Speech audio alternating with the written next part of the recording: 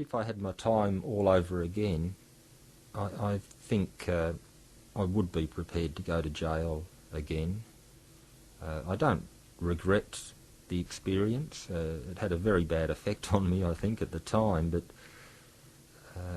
I genuinely believed then that it was wrong to have a university chancellor who was involved with a company that made money from apartheid in South Africa and that made money from a war in Vietnam, an unjust war. I've got no regrets about having been an active opponent of that war. And if the same circumstances arose, I'd go to jail again, for sure. What I would be less likely to do again, I think, is get expelled from university, because that meant that I lost my studentship with the Victorian Education Department.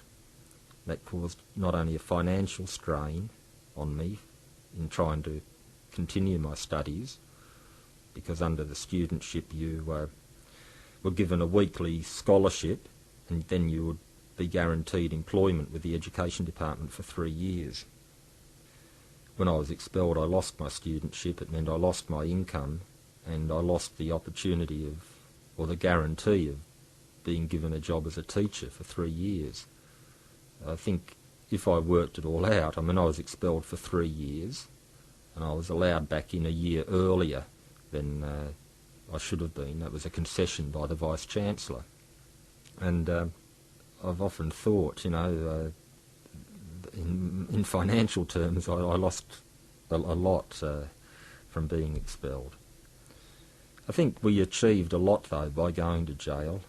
We showed that people can't be repressed unfairly, that there is still enough belief in democracy and the right to dissent, that no matter how far governments try to go and the authorities in institutions may try to go, that people will always keep them in check.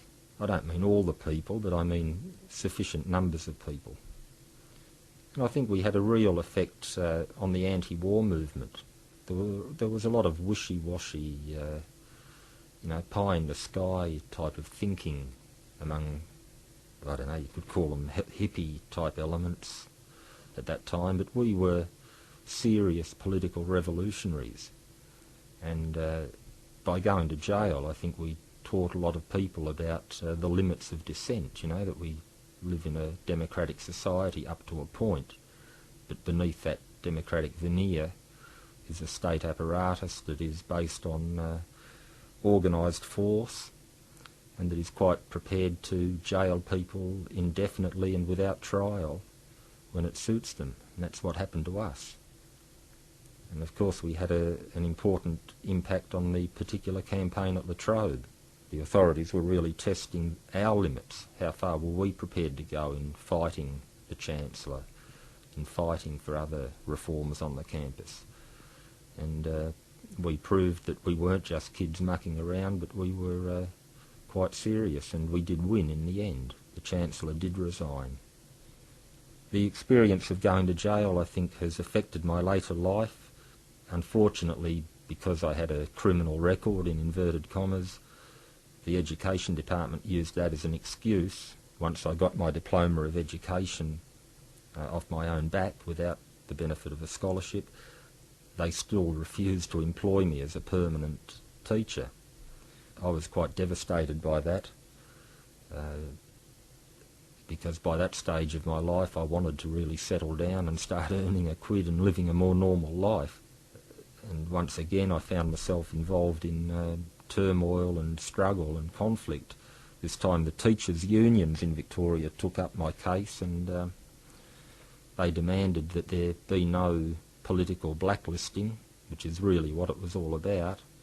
And my file had been marked never to be employed, and there was a real battle that ended with a threat by the 3 teacher unions to go on strike together, and that was unheard of. Like the high school teachers, the technical school teachers and the primary teachers, they'd never taken joint action before, and they threatened to, and that's when the Education Department and the Director General of Education, Dr. Laurie Shears, decided that, they realised that it's not worth their while to be so vindictive and mean-spirited. So I did become a teacher. They sent me down the coast, down to Dramana, which was quite a popular place because it was near the beach. But being a Brunswick boy, I always wanted to teach in the inner suburbs. And eventually I did get back to teaching at Coburg Technical School. But I only lasted there until 1981, when I left Melbourne for Sydney, and then really by that stage the jailings and the La Trobe events were more a distant part of my background.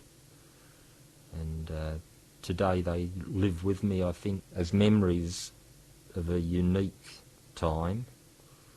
Politically, I'm sure they've continued to influence the way I see society and the state, and they've certainly made me sympathetic to issues of prison reform, but more importantly strengthened my commitment to civil liberties and basic democratic rights. So there's been both positive and negative effects on me later in my life.